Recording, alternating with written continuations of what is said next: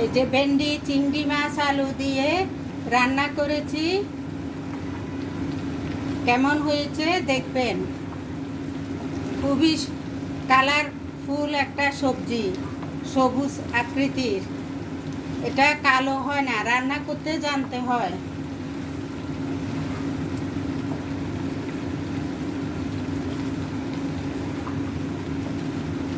যে রান্না হয়ে যাচ্ছে।